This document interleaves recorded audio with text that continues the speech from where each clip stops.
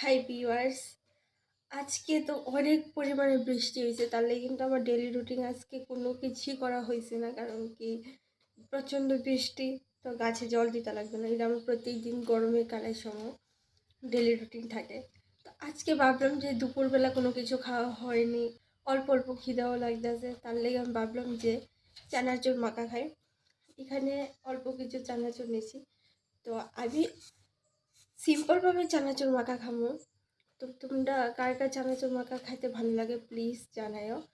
তো চলো, চানাচুর মাখাটা আমি কিভাবে বানাই তোমরা কাছে শেয়ার করি। আমি এখন ডাইলা নেবো এই অল্প কয়েকটা পেঁয়াজ।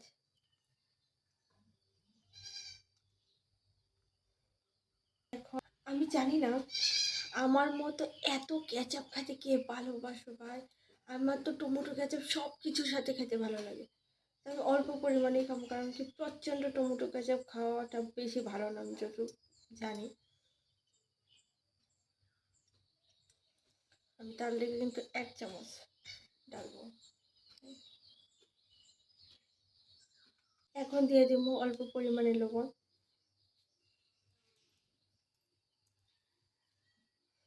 এখন ভালোভাবে মিক্সড করে নেব।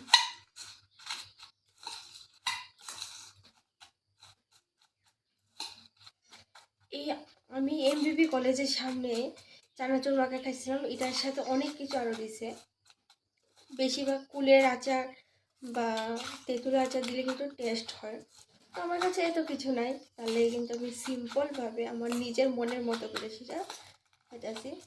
সবসময় তো মুড়ি দিয়ে সেই চানাচুর দিয়ে খাই, তো আমি ভাবলাম না আজকে বাড়িতে যেহেতু 1 প্যাকেট চানাচুর আছে, তো শুধু খালি চানাচুর মাখা খাইয়ে দেখি কীরকম ভালো লাগে।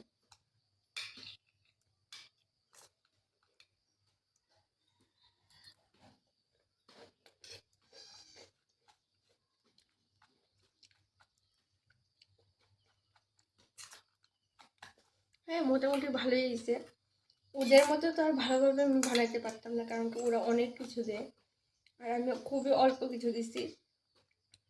টমেটো কেচাপ, পেঁয়াজ আর লবণ দিছি, আর কিচ্ছু দিছি না দেখে। তো মোটামুটি মোটামুটি ভালো হয়েছে। তোমরা যদি কেউ চাও তো অবশ্যই ট্রাই করতে পারো। তো আজকে বিকালে ব্লগটা আমার এই ছোট্ট মিনি ব্লগ। তো আমার ভিডিওগুলি তোমরা কাছে কীরকম লাগে প্লিজ কমেন্টে জানাও। তো tata, bye bye, love you so much all. Next ব্লগে আবার দেখা হবে। তো আজকে বিকালের ব্লগটা এখানে শেষ করি।